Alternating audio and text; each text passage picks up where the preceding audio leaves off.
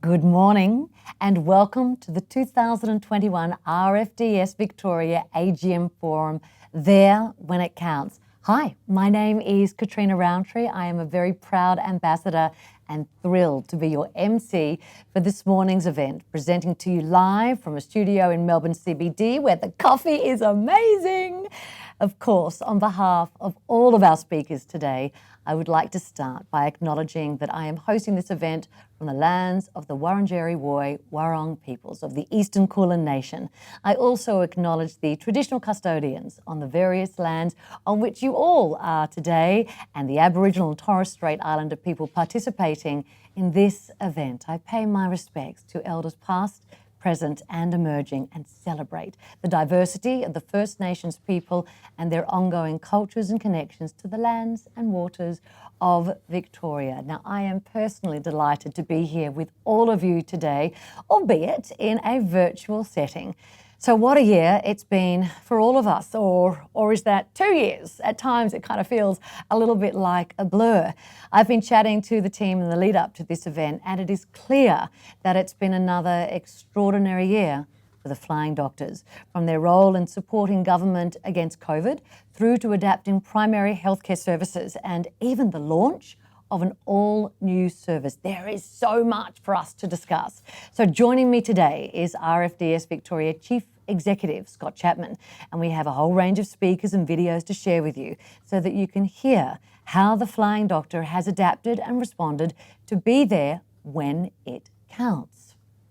All right, now, you may have noticed that there are actually a number of different icons at the top right corner of your screen. Now, there is a map function which you can access to see the vast array of places people are logging in from today. Hello, thank you for taking the time to be with us. I've been informed that we have more than 350 attendees joining us today. That is just an exceptional number of supporters for an AGM. Truly, it's wonderful. There is also a chat function enabled. All you need to do is click on the purple icon, and we welcome you to share your thoughts and comments as we progress. So if you require any support at all, please contact Redback Connect on the number provided on the bottom of your screen. Their support team will help you troubleshoot any issues. Now, let's get on with the show. I would now like to ask Greg Moult, in his role as Company Secretary and Returning Officer, to announce the result of yesterday's AGM to the board. Thanks, Katrina. As Company Secretary, it's my pleasure to advise that the annual general meeting of the Royal Flying Doctor Service of Australia Victorian Section was held at 3 p.m. yesterday afternoon, the 25th of November, at the offices of the Flying Doctor at 345 Bridge Road, Richmond. At the AGM, the financial statements to 30th of June 2021 and reports of the board and the auditor were adopted. Mr. Brendan Richards was elected as a director, having been appointed under clause 4.1 of the company's constitution until November 2024. Ms. Marianne Shearer was re-elected as a director under clause 4.1 of the company's constitution until November 2024. The following directors' terms of office were extended under clause 4.1 of the Constitution until November 2022, and they are Ms. Robin Lardner and Mr. Bernard Delaney. And at the board meeting that followed the AGM, Mr. Brendan Richards was elected as Chair of the Royal Flying Doctor Service of Australia Victorian Section following the resignation of Mr. Dennis Henry. And Mr. Damien Bruce was re-elected as Deputy Chair and Treasurer. Thank you.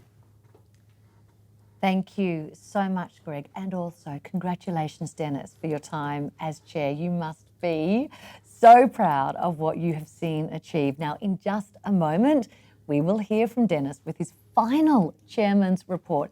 However, before we do, I would like to share a video that highlights the service impact of RFDS Victoria over the last financial year.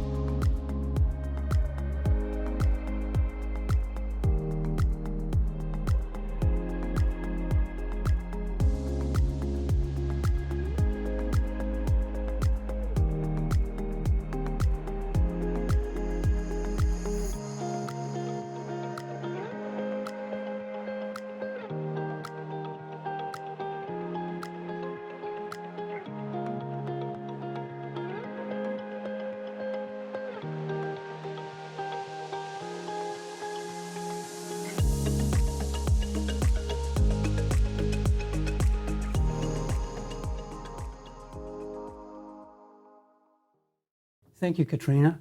Let me extend a very warm welcome to you all. I'd like to start by acknowledging my fellow board members and the staff, partners and supporters joining us today. How I wish this could have been in person, but here we are online again. As mentioned by Greg in his role as returning officer, this is my last AGM with RFDS Victoria after making the decision to retire from the board.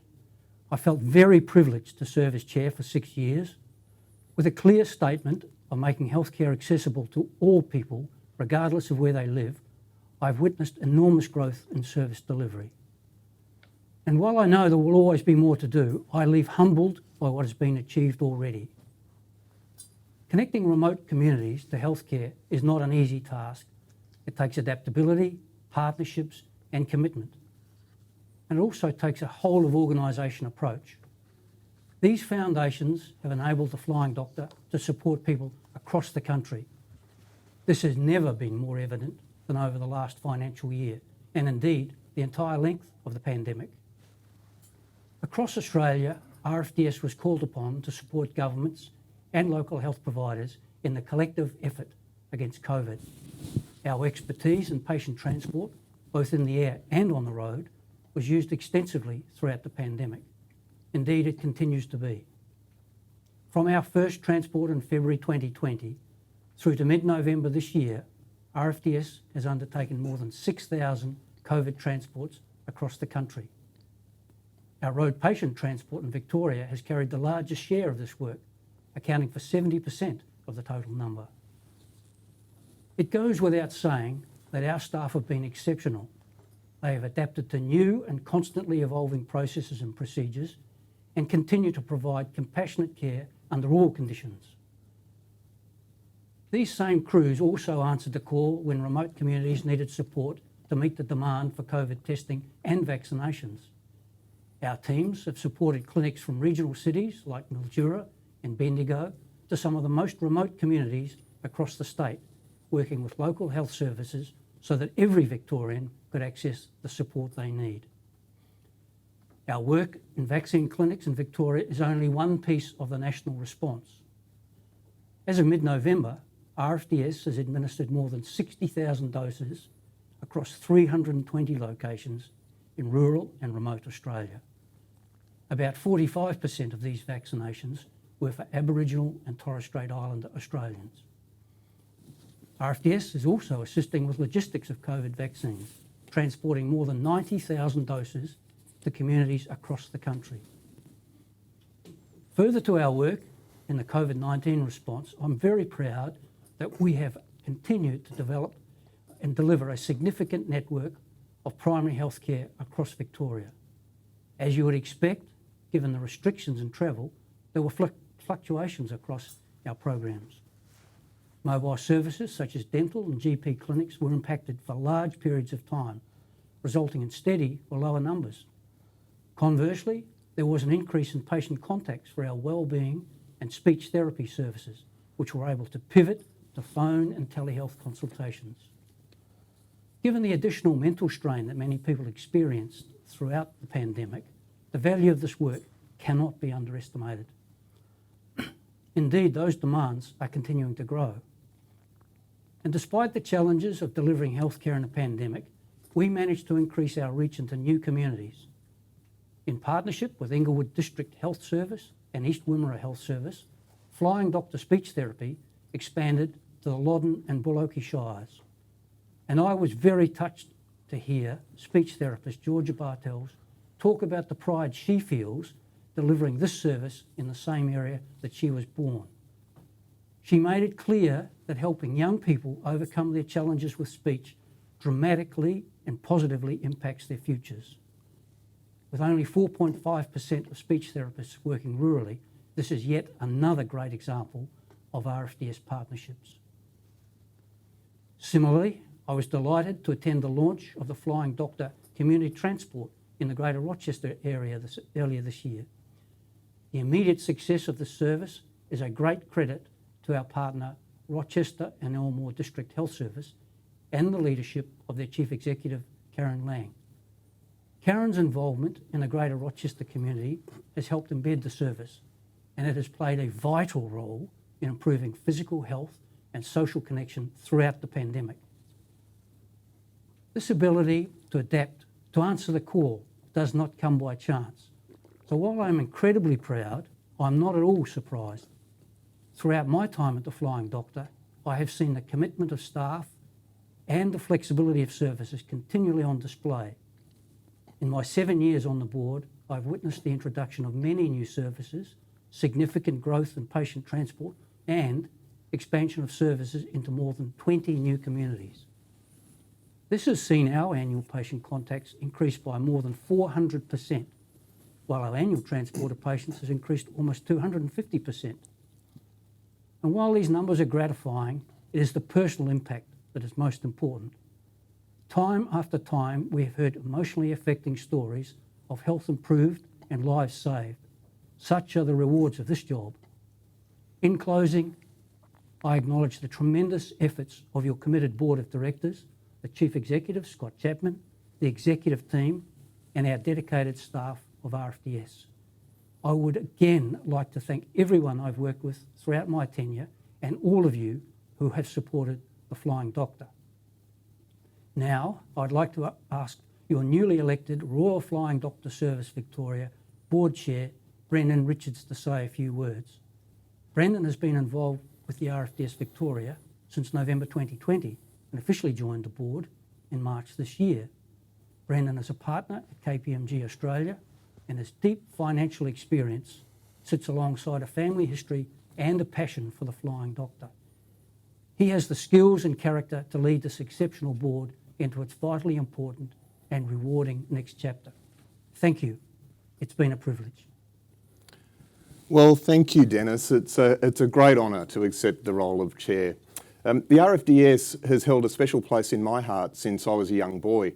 My father's now retired, but in an over 50-year career as a general practitioner, he did a number of stints as a flying doctor. I'd accompany him on some of the flights out to the outback in my school holidays, and I've got really fond memories of the wonderful team of people that played such a vital role in providing access to healthcare in remote communities. I never imagined that one day I'd have the privilege of being able to make my own contribution to the cause, and I'm really grateful to be able to take on this role as chair. I'm determined to honour the past and lead our future as we continue to provide people with the quality healthcare and wellbeing services that they need to thrive. I do want to thank and acknowledge the incredible effort of Dennis Henry over his time as chair. A true leader sets the tone for others to follow, and Dennis has been inspiring in his work ethic and the strategic expertise that he's brought to the role. He's displayed incredible dedication to the Flying Doctor, investing as a volunteer the same hours that you'd expect from someone working in a full-time job. He's been deeply immersed in all facets of the organisation, be it leading the strategic direction of service delivery through to the fundraising efforts of his beloved Rowathon. The stability of the board throughout his tenure has been built on his culture of respect and critical thinking. And this stability has been integral in the growth of RFDS Victoria. Dennis, you've set a high standard that I'll do my best to retain and build on. The beginning of this current financial year marks the introduction of our new strategic plan. Titled Strategy 2025, it signals the growing and changing needs of healthcare in remote and rural communities. The scope of what we are setting out to achieve is broadened and is encapsulated by our vision of better health, well-being and social connection. We will work to decrease preventable health conditions and to enhance recovery. We will also remain focused on improving mental health outcomes and reducing social isolation through our service delivery. I look forward to working with my fellow directors and the entire Flying Doctor family to deliver on this vision. And I also look forward to the return of our many great events so that I have the opportunity to get to know you all in person and to hear about your connection to the Flying Doctor. Thank you. Well, thank you so much to both Brendan and to Dennis. It is clear, don't you think, that the Flying Doctor is transferring from one very safe set of hands to another. Now, just before either of you move, I do think that Scott would like to say a few words. Katrina, I'd certainly like to take this opportunity to an audience of our partners, our staff, our supporters, to thank Dennis and certainly welcome you, Brendan. It's been 6 years of a privilege to work under a person who has, as you said, Brendan, the high work ethic, the high standards, the high values, but not just that, the fact that you were also happy to come with me to the Kimberley, where we met some Aboriginal communities, and as a result of that, we came back and we had to make a contribution to improve some of the facilities there, which was a great thing to do as well. Such was the fact that you saw the impact that we can have in remote communities.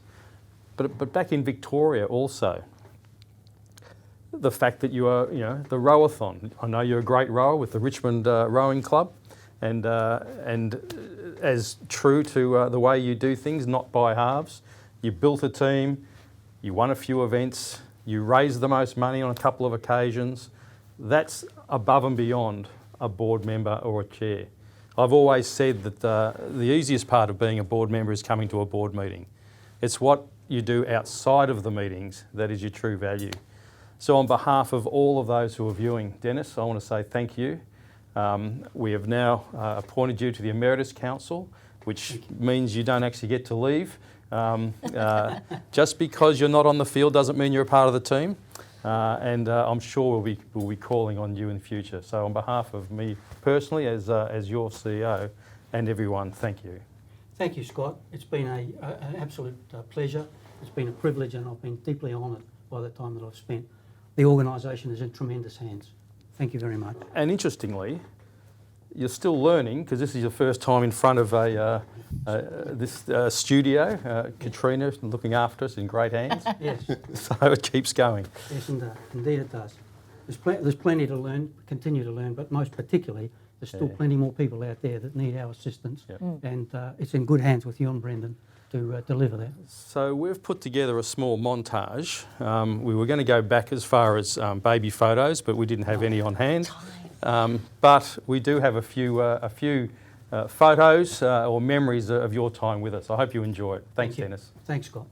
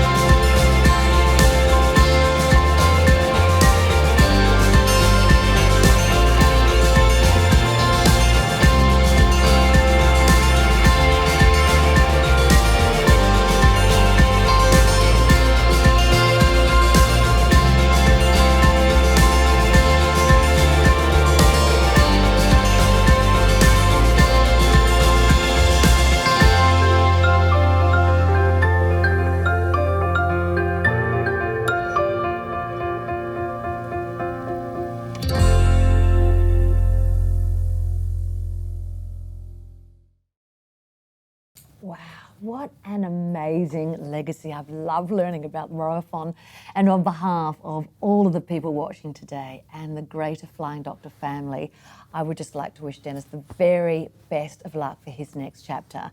I would now like to ask RFDS Victoria Treasurer Damien Bruce to present his financial report. Bit of a change. Thank you, Katrina. Good morning, everyone. I would also like to extend my gratitude to Dennis for his time as Chair, and welcome Brendan. This last financial year was again a test for the RFDS. It was a test of our staff, our resources, our systems and our governance. As you've heard, the adaptability of our services was on full display as we supported governments, health services and local communities in the battle against COVID. This ability to flex and modify, often on short notice, is built on a foundation of strong financial security, which in turn relies on the unwavering support of our donors and partners. However, it's also built on principles of sound stewardship, good governance, a focus on continual improvement, and a thoughtful approach to risk management. And that's where I wanted to start my remarks today. During the year, we were recertified for a further 3 years to the ISO accreditation standard. In addition, we achieved accreditation under the national standards for our dental service. This service was assessed against the same standards used for hospital clinics, so this result highlights our dental team's dedication to patient safety and delivering a high-quality service. Our internal audit program continued this year, and our partners DFK Kidson's conducted reviews on contract management and risk management functions. I'm pleased to report the majority of the recommendations from those reviews are already being actioned by the organisation and are overseen by our Finance, Audit and Risk Committee. Let me turn to revenues. Over the year, our total revenues grew by 15% from 49.3 million to 56.9 million, resulting in over 85,000 occasions of service across Victoria, New South Wales and Tasmania, a 10% increase on the previous year, and I'll come back to that in a minute. Our revenues from patient transport grew by around 5.8 million or 18%. The service was extremely busy during the year on the front line of COVID transports and inter-hospital transfers on both the road and in the air. Our primary health funding grew by 9%, which reflected a 26% increase in occasions of service on the previous year, despite the ongoing impacts of COVID-19 on visiting services. Thank you also to the federal and state governments, as well as our corporate partners for their support. Our reduction in revenues in the previous financial year triggered eligibility to access federal government JobKeeper funding, as represented by the green box on this chart. Given our strong financial performance, but also being mindful of the future uncertainties facing the organisation, I'm pleased to report that we have repaid almost 50% of the JobKeeper funds that we received during the year. And finally, and probably most importantly, our supporters rallied this year and donations grew by about $3 million. Our level of bequests were substantially higher than the previous year, thanks to those who chose to leave a lasting legacy through a gift in their will. And without these funds, the RFDS could not have responded quickly and effectively to the pandemic. The economic impact of COVID-19 will be felt well into the future. Despite some uncertainty, we're determined to maintain our service levels, with ambitions to extend both our reach and quality, in line with the new strategic plan which Brendan touched on a little earlier. Finally, let me turn to the outcomes that our revenues enabled. Over the last financial year, Victoria spent 130 days under some form of lockdown restrictions, a statistic that challenged the way we delivered healthcare. However, the flexibility of operations and teams produced a wide range of results across our services. For example, services such as the Royal Flying Doctor Rural Women's Program and the dental clinics saw a plateau or reduction in patient contacts, largely because we were unable to travel to communities, even beyond those specific lockdown dates. Conversely, our telehealth service expanded due to an increased need from people restricted in their ability to travel to specialist appointments.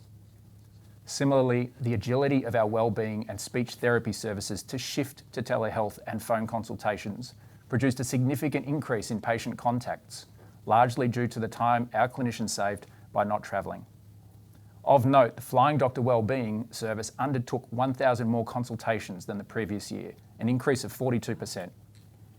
As you've already heard from Dennis Henry, RFDS Victoria did manage to expand 2 services, which naturally increased the number of client contacts as well. So in conclusion, while we know that COVID-19 will have an impact in our lives for a little while to come, we can see the light at the end of the tunnel. Economic uncertainty will remain, and the need for rural and remote healthcare will not decrease. However, as you've seen from these figures, our commitment to the health and well-being of remote and rural Victorians is as strong as ever. Thank you, Katrina. My goodness, thank you so much, Damien. Wouldn't you agree that is such a remarkable result in such a challenging environment? The strain on the healthcare system has been unrelenting over the last 18 months. So to continue to provide such a remarkable service and strong results says so much about the character of this place. It truly gives me great pleasure now to introduce RFDS Victoria Chief Executive, Scott Chapman, to provide his update on our last financial year. Thanks, Katrina, and it's fantastic to be back with you again. Having listened to Damien speak about the past year, no wonder we're a little weary. It has been a huge year. But a very warm welcome to everyone joining today. I know I've genuinely missed the excitement of real-life events over the last couple of years. The personal connection of meeting with supporters and partners in person is something you just can't replicate. However, as a healthcare provider, still playing our part in a system under great stress, it has been the best for us to host this virtually again. On the positive side, of course, that means that people from remote locations or with tough schedules can join us when they may not have been able to travel to us for a live event. Many people contribute to the success of the Flying Doctors. On the screen, you'll see a large number of logos and names of a wide variety of supporters we have, of the many supporters we have, and thank you for your ongoing support, every one of you. We always work in partnership where we can. I'm also pleased to welcome RFDS Victoria Board Directors and the Emeritus Council members to today, representatives from other RFDS sections around the country, the many healthcare partners that we work with, our corporate partners, to name a few, Cooper Energy, Ryman Healthcare and Air BP. And amongst our supporters, excuse me, I'm very pleased to acknowledge some of our bigger donors. Andrew and Jean Miller, Denise and Doug Reynolds joining us from Queensland, Rhonda and Trevor Davis and Barry and Susan Peake, Bernard and Liz Hooley of Oakdean Wineries, and also Jackie Hansen, Peter and Ray Gunn from the Ray Gunn Foundation. A special mention also must go to our community fundraisers tuning in today. Bill Patrick from the Outback Car Trek and the Drive for the Doc. We've heard a bit about the Royal Flying Doctor Rowathon, so to their committee and also to our fantastic people at the Bayswater Auxiliary. Thanks for joining us. I know you've also had a tough couple of years, but somehow you've still managed to raise funds despite so many cancelled events.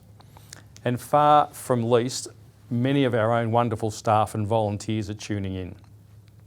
Some at home, some in remote locations, and others together in the offices back in Richmond. So welcome to all of you too. So it has been a remarkable year for all of us. COVID-19 impacted on the landscape of healthcare more than any other challenge in my time at the Flying Doctor. This time last year, we all thought we were through the worst of COVID, and then along came Delta. At the Flying Doctors, we have been tested, but our strengths have enabled us to meet every challenge. When we talk about the impact of COVID, we naturally think about the frustrations of cancelling services or the added measures of protection that we must wear when dealing with such an infectious disease. But in real terms, the impact is far more consuming. COVID-19 restrictions affected our ability to run a significant number of dental clinics across rural Victoria. We had almost 20 clinics affected or cancelled by restrictions, and that resulted in the loss of hundreds of occasions of service, many people we couldn't get to. That's a significant impact on those affected communities, let alone the time and effort of our staff to schedule, cancel, reschedule, cancel. I believe our dental clinicians and dentists were stood down 6 times during the year where they had to undertake different work because we couldn't get into those communities. We're working hard to make sure we get back to these communities as soon as possible to provide the dental care that they need. In fact, right now, we're building an additional mobile dental surgery or dental vehicle, as you can see one on the screen there, to meet this demand. Transporting patients with COVID or those who have been designated at risk with COVID has also been a huge impact in our services. Something as routine as cleaning a vehicle, for example, is now very different. In a normal setting, it would take us 15 minutes to clean a vehicle. But between COVID transports, the regulations require a comprehensive clean that would take up to 45 minutes. Now, if you consider that in the last financial year, that our crews undertook more than 1,800 COVID transports, and those vehicles took an extra 30 minutes to clean, that's about 40 days of time, 920 hours of additional cleaning. That's 40 days of exhausted staff at the end of very long and difficult shifts, still wearing the very restrictive and hot PPE that makes sure that the vehicle is safe for the next patient. That's 40 days of not having services on the road. And that's just the cleaning aspect as an example. So while we now have a lot more freedom in what we're doing in our personal lives, interestingly, our crews are even busier balancing the ongoing role of COVID transports with the increased workload of a return to elective surgery. So it hasn't let up at all. The patient transport sector has also experienced a shortage of staff because we're working very closely with Ambulance Victoria, who have been recruiting very strongly to try and overcome the challenges that they've had through this time. Since January, we've recruited and trained some 120 people in our patient transport crews to replace many of those who have been recruited, as I said, to paramedic roles with Ambulance Victoria. And based on workloads, we are about to go back into the market to recruit another 100 crew members in this fantastic service. Despite the constant adapting and modifying to play our role in COVID response, we still have managed to expand our services, as you've heard earlier today, and our reach as well. And it is gratifying to see the immediate impact of those expanded services in speech therapy and in community transport. Additionally, in May, we were able to launch the Flying Doctor Memory Lane, a new service that enables people at end of life to revisit a place of significance at no cost. Memory Lane is part of a global Wish Ambulance network and is as much about celebrating lives as it is enabling a moment of joy or release for the patient, but also for the families. Our first official journey under the Memory Lane name epitomises the importance of such a service and how the most simple places can be the most meaningful. For Amanda Jessup, who's affectionately known as AJ, this was the beach of her childhood. As her close friend Sharon Tooley told me, many conversations came back to one place, Point Road Night, a beach near Anglesea. When AJ spoke of this particular beach, her voice would always change. It was as though she could smell the sea air, and she talked about it a lot. Unfortunately, AJ was diagnosed with metastasised breast cancer in 2018. And although she initially thought she had beaten the disease, it returned to her bones and her stomach. And in December 2020, AJ was restricted to a wheelchair. By April this year, she entered palliative care. It had been more than 2 years since AJ had visited Point Road Night, the beach that she wanted to go back to and return to do one simple thing, and that was to feel the sand between her toes one more time. However, being unable to sit in a car for more than 15 minutes, the journey from AJ's home in Eltham to Anglesea was impossible. Her friends and family connected with Memory Lane, and she was booked into a journey. She was picked up in one of our custom-built Memory Lane vehicles by Pat and Adam, two of our patient transport staff, who had volunteered on their day off to do this. Along the way, they stopped at AJ's favourite fish and chip shop, as well as her favourite cake shop. Everyone shared that, and she wanted to share that with everyone else. But also importantly, some of her friends met her there as well, which we'd organised. When they arrived at Point Road Night, Sharon noted how her friend's face changed immediately. On the beach, you could see AJ absorbing her surroundings, Sharon told us. Every sound, every sight, every smell. Seeing AJ reconnect with his beautiful location in Anglesea was nothing short of a miracle. After spending some time on the beach and sharing stories and food, of course, and with her husband Peter and her friends, AJ was ready to go home. Pat and Adam drove back via the Barwon River Bridge to give her a view of the sunset. Sadly, AJ passed away just a month later. but her family noted that visiting the beach was as good as any other treatment that she'd received during her sickness. And the memory lane trip effectively gave them all an extra month together. These are the stories that remind us of why we do what we do. Our crews have been remarkable in their efforts across the entire healthcare landscape, and this effort is recognised far and wide. In 2021, we were humbled once again to be named the most reputable charity in Australia, and that's not a responsibility that we take lightly. But also, we became the most trusted charity, and this is the first time that any charity has held both accolades, both awards simultaneously. So I'd like to take the opportunity to recognise and thank the RFDS Victoria Board for your guidance and your commitment, to thank all of the RFDS Victoria staff and the volunteers who have demonstrated great resilience and strength to continue to provide care and support to everyone in need. And just as importantly, we're only able to do this due to the incredible support of our donors and our partners. So thank you to everyone who has stayed committed to us and to help us work through, often at times when people are facing their own difficulties. We could not do any of this without your contribution. Before I hand back to Katrina, I did want to highlight a slightly different positive of the year. And in the last few months, the RFDS TV show, which we talked about last year, was on Channel 7. As many of you know, we were involved in the show, most particularly in storyline development. And pleasingly, it was the most watched drama during this time of air, averaging more than 1 million viewers per week, and it is currently on air in the US. It was a great pleasure to see our brand represented faithfully, and I'm pleased to now share a special video where Katrina recently recorded an interview with Emma Hamilton and Justine Clark, two of the stars. And Katrina, I understand that you were battling power outages at the time, so you needed to jump into your car with your phone so that the show could go out. Well done.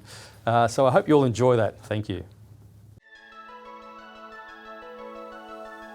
What was it like for you when you first went onto the set? The goosebumps happened the first time I tried on the uniform. It suddenly felt very real, and that the first costume fitting I had was actually in Melbourne, and I remember going home and just feeling. There was a moment of just feeling incredibly overwhelmed and intimidated, because when you see yourself in that uniform, you just think, wow, okay, I have to do this right. I have to do this right. When we watched the show, it was as though we could feel the heat. Justine, what was that like for you to go on that set there? Well, for me, it was the time of year we were filming was actually it was winter, so it was freezing when we arrived. It was absolutely freezing. It was so cold. The nights were down to sort of 0. Some mornings were 2 degrees. And as we went on through the shooting, obviously the weather changed, and yes, there was heat, there were dust storms, there was rain, there was every kind of weather. It was always so much more dramatic in that sort of desert setting. Every kind of weather just looks and feels more dramatic in that setting. It was really exciting to film in those kinds of conditions. Emma obviously takes the load of the work in the whole series, and so she was in the elements. I myself was at the base, so I was always pretty comfortable looking at the dust storm from behind the hangar door. It was lovely, but Emma was on the ground in all kinds of weather. But may I just ask about that connection with the base? You just mentioned that quickly. I mean, that's the real deal. So just in the environment that we're talking today, knowing that you are talking to True Blue fans, what was that like? Well, we would often joke, because we were working there in our uniforms in a working base. So firstly, what we got was this incredible access to people who were actually doing their actual jobs. And at the Broken Hill base, it's quite a big base. There's quite a lot of staff in that base. And so we would pass them in the halls and come in contact with all different departments, and they're all so genuine about their their commitment to their jobs and their belief in in the organisation. It's a really good culture, and I can't imagine it's any different in any other base around Australia. It's a lovely place to be. I mean, yeah, I met so many wonderful people just kind of walking the halls. But what was fun was we'd be out there filming.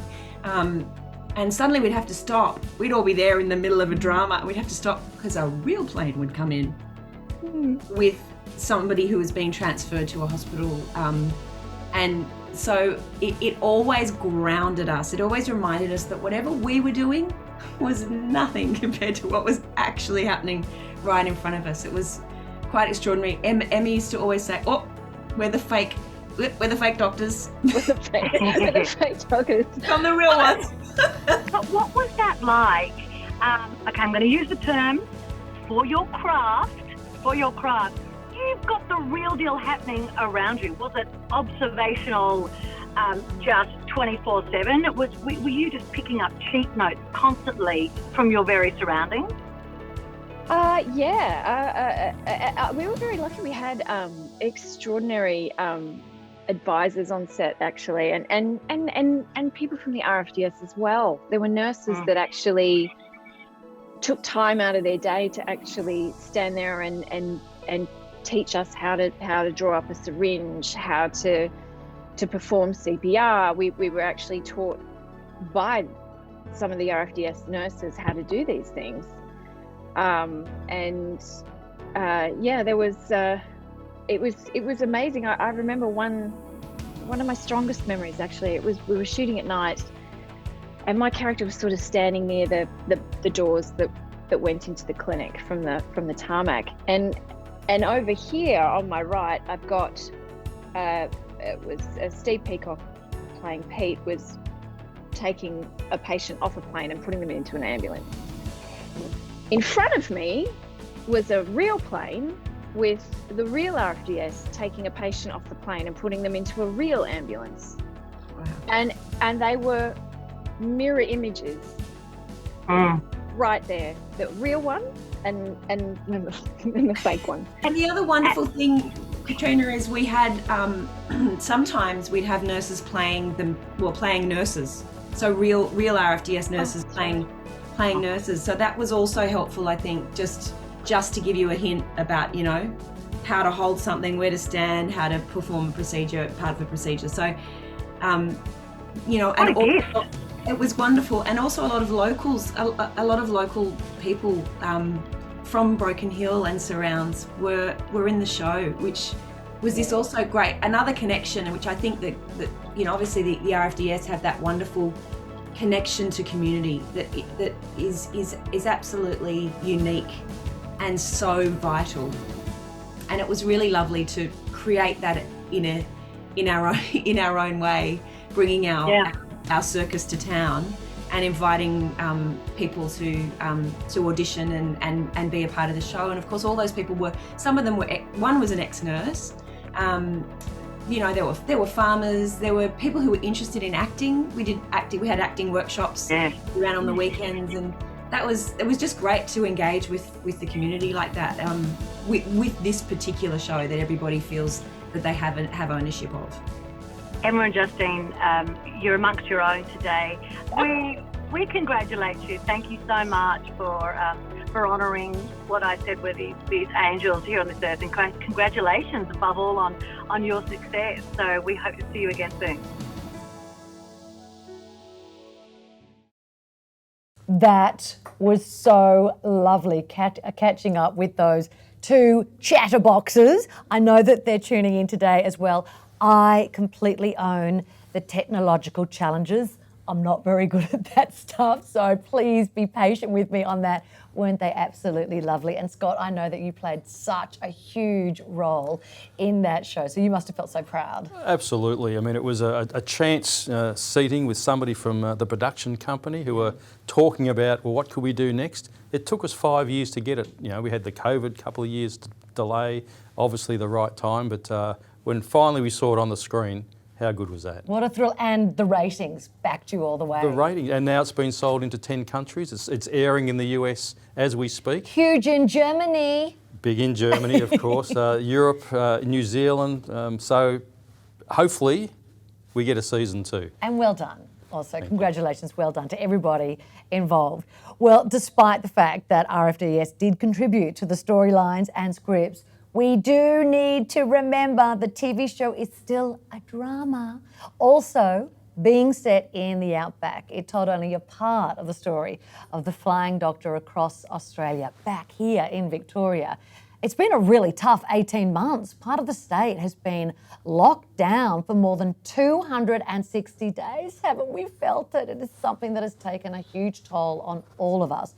This feeling of isolation has sort of amplified for some people in rural areas who are unable to drive or maybe they've got limited transport options. So shortly we will share a video about the Community Transport Service, which is part of an excellent series of Flying Doctor videos hosted by the paediatrician Dr. Golly. But before we do, Scott, I know that you recently caught up with Rochester and Elmore District Health Services CEO Karen Lang to discuss the success of the service since the expansion to Rochester. So we're now going to play a part of that chat before moving into the beautiful community transport video as recorded earlier this year. So I hope you enjoy.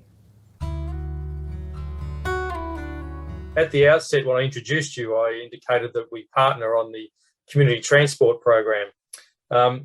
But I don't know if a lot of people would even know what that is. I know that one of the biggest costs to the health system is people who actually miss their appointments.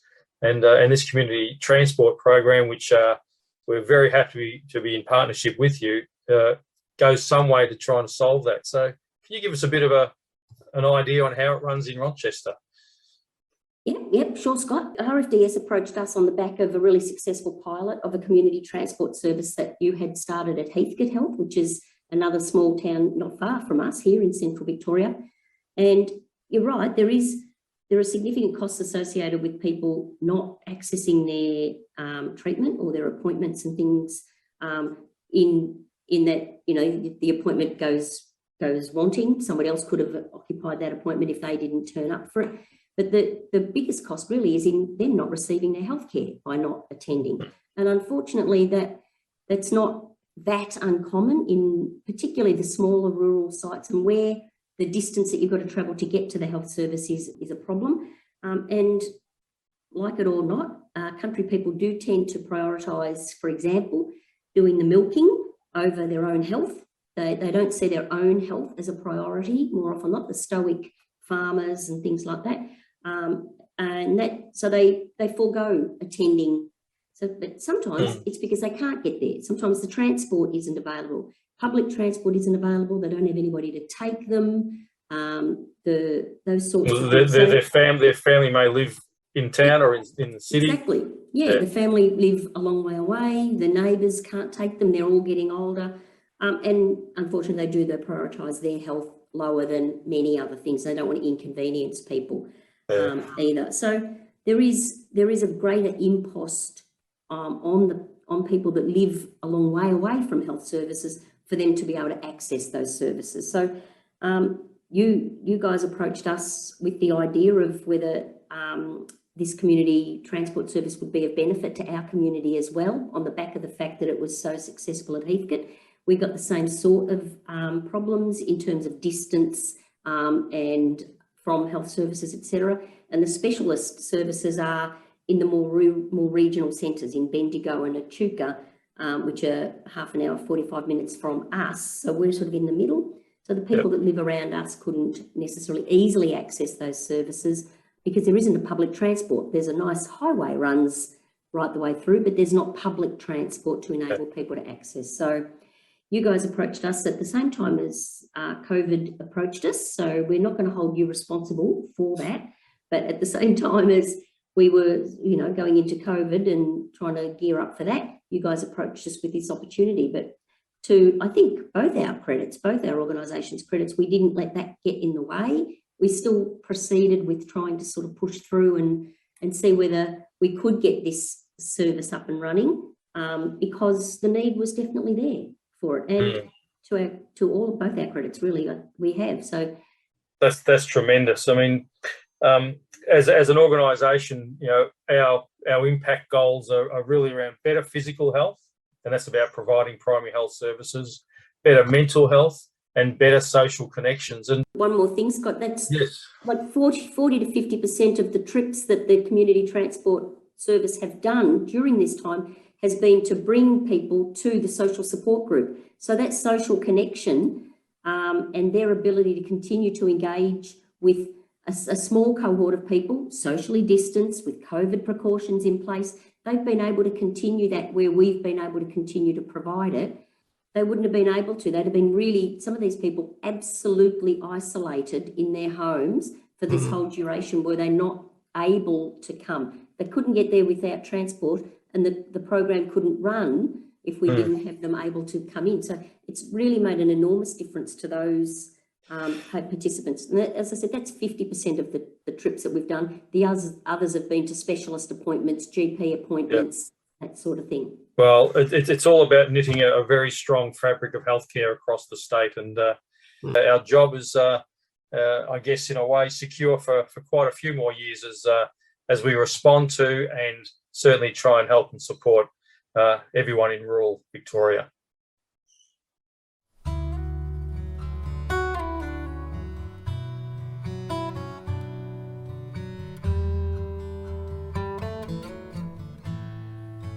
We all know the saying that prevention is better than a cure. Well, the Royal Flying Doctor Service has taken this philosophy to heart with a program in Heathcote, Victoria that applies it to the whole community. Small rural towns often struggle with access to many of the services that some take for granted in the big cities. If you don't have access to a car or can't drive, life in the country can soon become very isolated, lonely, and expensive. For some, a simply unaffordable short taxi ride is all that stands between them and vital social interaction.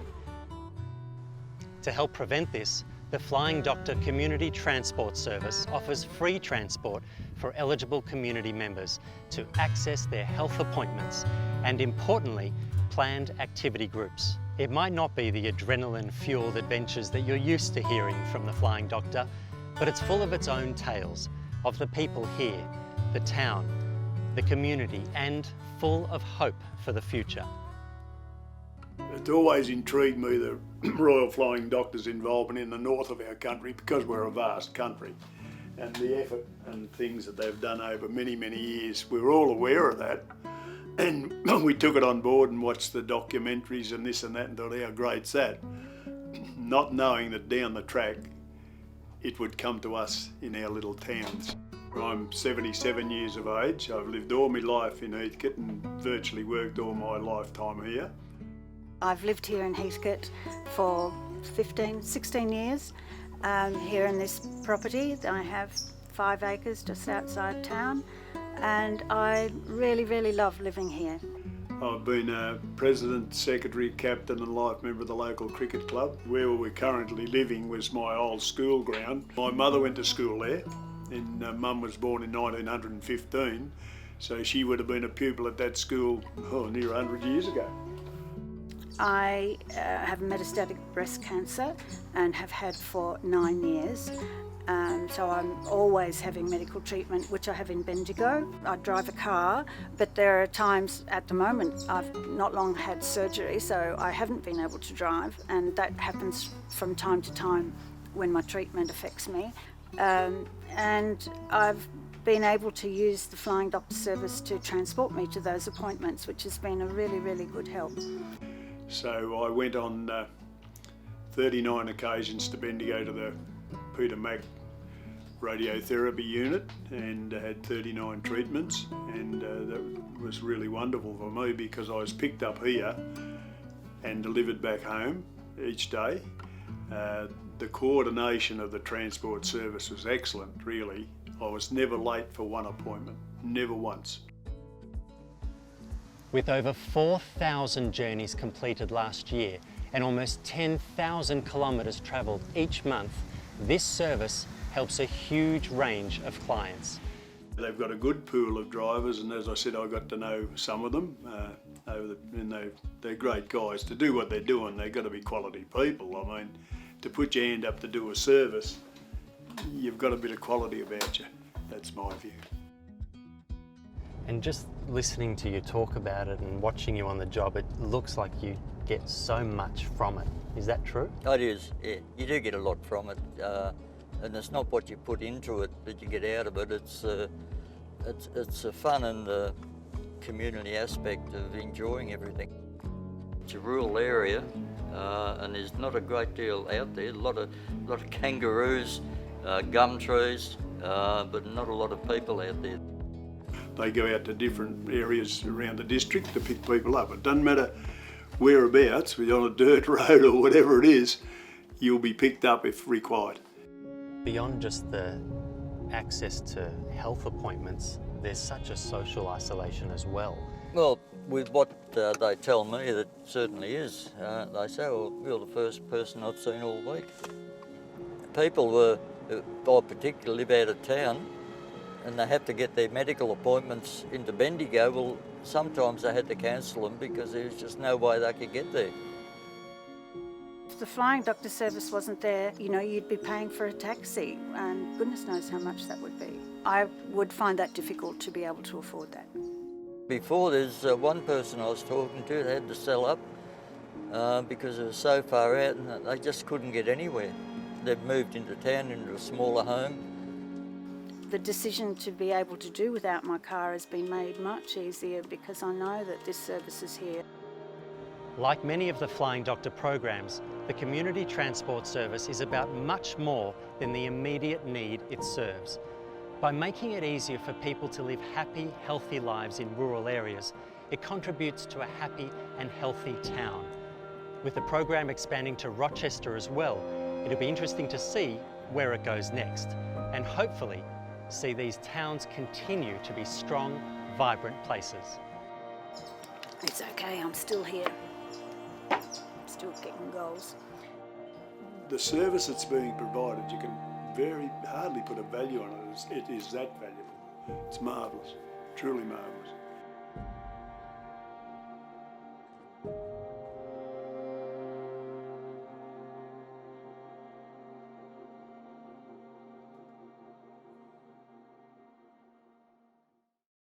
Wow, would you not agree? That is the most wonderful service with such lovely people, from making sure you don't miss your medical appointments to the importance of social connection.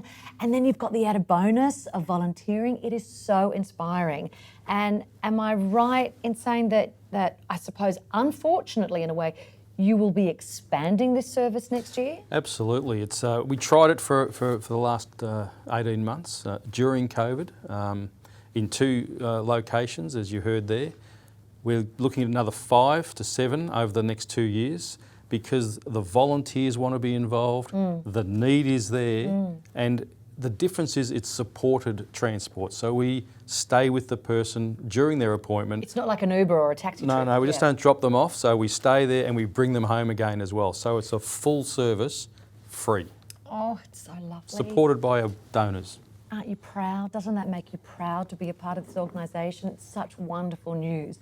We're actually almost at the end of this AGM forum, which I've found a little bit emotional, can I just say? But we do still have a couple of award winners to announce. The first is the 2021 Bernice Jenkins Volunteer Award. Now, we all know that the Flying Doctor is very blessed to have incredible volunteers we've just been hearing about, and this award is named after one of the Flying Doctor's longest serving, inspirational and most influential volunteers, the late Bernice Jenkins, who received an Order of Australia medal for her services to charity. So Scott, if I could please ask you to announce who is this year's winner. Well, given all that we've been discussing in the last few moments, it gives me great pleasure to announce that this year's recipient of the Bernice Jenkins Award is Bert Redstone from our community transport team in Heathcote. Now, Bert has been instrumental in the community transport from its inception back in 2018. He's done more than 170 shifts, done over 1,200 hours of driving and service. It's estimated that the time he has completed about 750 client trips and covered about 37,000 kilometres. Just as importantly, Bert has been instrumental in training and welcoming new volunteers. He assists in the delivery of inductions for incoming volunteers and conducts shadow shifts for new volunteers, so they'll be driving and he'll go along for the ride and just make sure that they're up to speed. So I'm told that he turns up every Tuesday with a big smile, often a coffee for his fellow volunteers, and I think we need to get Bert into our head office, because if he's handing out coffees, that'd be magnificent. So congratulations to Bert. I love you, Bert. Thank you so much. We salute you. Thank you so much, Scott. We can never underestimate the importance of volunteers. We are now going to announce the 2021 Outstanding Contribution Award, which recognises and honours individuals who have made an outstanding contribution to RFDS Victoria. Katrina, thanks again. I'm pleased to announce that the winner of the 2021 Most Outstanding Award, or Most Outstanding Contribution Award, is Judy Sinclair. Now, Judy has spent more than 6 years supporting our Education in Schools program, from towns as geographically spread as Echuca down to Warrnambool. Again, it's estimated that Judy has supported the program for more than 200 days, again as a volunteer. Of particular note, earlier this year, she joined the Education Manager, Tom Ryan, for 7 full weeks in the bushfire-affected communities of East Gippsland. That incorporated 42 nights on the road, 76 presentations to school kids, 20 separate schools, and over 2,000 children were able to, I guess, get some relief from the traumas of bushfires. I guess it provided some normality and fun for children who experienced, the devastation, and then of course, right on top of that, we had COVID, and I guess they were feeling quite isolated for long periods of time. And even if that wasn't enough, I'd personally suggest that spending 7 weeks driving around with Tom is worthy of award in its own right. So well done, Judy. That was lovely. Thank you so much, everyone. That has taken us to the conclusion of the 2021 AGM Forum. I do hope that it's provided some insight into the achievements of this last financial year and the lasting impact that this work has for individuals and, of course, communities.